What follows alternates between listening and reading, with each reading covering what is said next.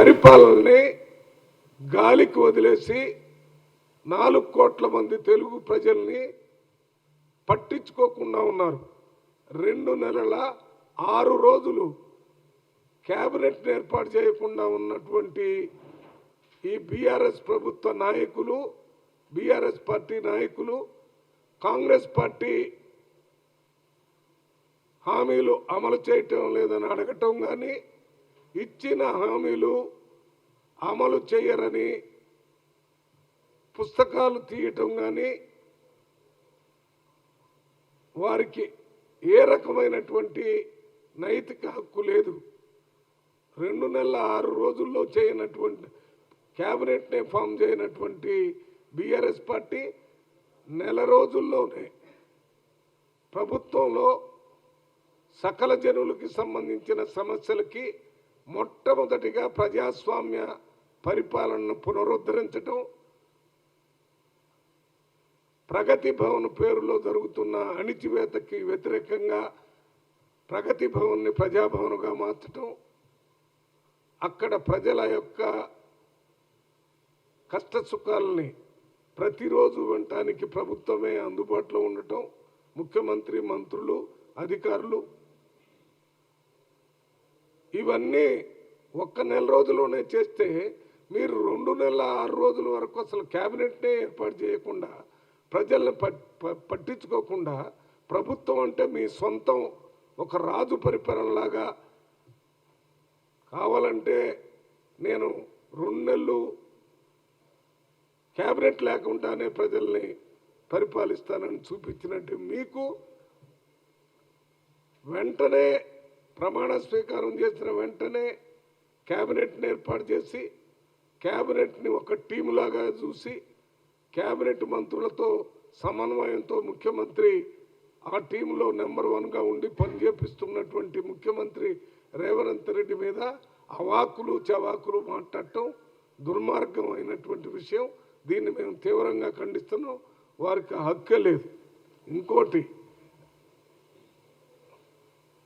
2014లో వారు మేనిఫెస్టోలో ఇచ్చినటువంటి హామీలలో 76 హామీలు అమలు చేయలేదు. 2014లో బీఆర్ఎస్ పార్టీ ప్రజలకు ఇచ్చినటువంటి హామీలు, మేనిఫెస్టోలో రాతపూర్వకంగా ఇచ్చినటువంటి హామీల్లో 76 హామీలు అమలు చేయలేదు. 2014 నుంచి 2018 5 సంవత్సరాల్లో అమలు చేయకుండా 76 హామీలు ఉన్నటువంటి బీఆర్ఎస్ పార్టీ నాయకులకి, ముఖ్యంగా కేటీఆర్ గారికి, హరీష్ రావు గారికి, కాంగ్రెస్ పార్టీ నెల రోజుల్లోనే అన్ని హామీలు అమలు చేయలేదని అడిగేటటువంటి ఎటువంటి హక్కు వాళ్ళకి లేదు. వాళ్ళు ఎంత ఎక్కువగా మాట్లాడకుండా ఉంటే అంత మంచిదని వారికి సలహా ఇస్తున్నాం. మీరు చెప్పాల్సిన పనే లేదు. ప్రజలకి జవాబుదారీగా ఉండే ప్రభుత్వం ఇచ్చిన ప్రతి హామీని అమలు చేస్తాం.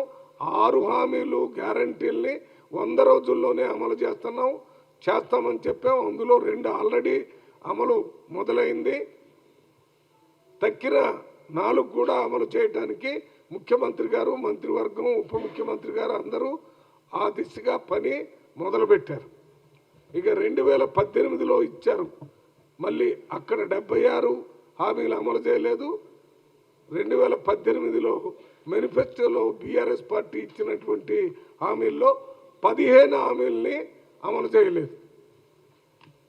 15 హామీలని అమలు చేయనటువంటి ప్రభుత్వం ఇవాళ కాంగ్రెస్ పార్టీ అమలు చేయలేదని చెప్పటం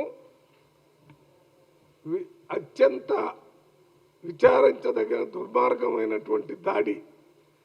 వారు తప్ప తెలంగాణలో ప్రజల ద్వారా ఎన్నికైనటువంటి ఏ పార్టీ కూడా ప్రభుత్వాన్ని పరిపాలించకూడదు అనేటటువంటి దుర్మార్గమైన ఆలోచనతోనే వారు ఈ రకంగా ప్రభుత్వం మీద హామీలు అమలు చేయలేరని 420 అని ఒక పుస్తకం తీశారు. యాక్చువల్గా 76 హామీలు మొదటిసారి, 15 హామీలు రెండవసారి అమలు చేయకుండా ఈ ప్రభుత్వంలో ఈ 4 కోట్ల మంది ప్రజల ముందు 420గా నిలబడేది కేసీఆర్ గారు, కేటీఆర్ గారు, హరీష్ రావు గారు, కవిత గారు మాత్రమే. వీళ్ళ పేర్లే ఎందుకు చెప్తున్నామంటే వీళ్ళే ప్రభుత్వాన్ని నడిపారు 10 సంవత్సరాలు. వీళ్ళ చేతిలోనే అధికారం మొత్తం కేంద్రీకృతమై ఉండి వేరే మినిస్టర్లు పేరుకు మాత్రమే ఉండి వారు ఏ రకమైనటువంటి నిర్ణయాలు తీసుకోకుండా దిష్టిబొమ్మల్లాగా ఉన్న పరిస్థితి ఏర్పడింది. మళ్ళీ ఆ నలుగురే ఇప్పుడు బీఆర్ఎస్ ప్రభుత్వం తరఫున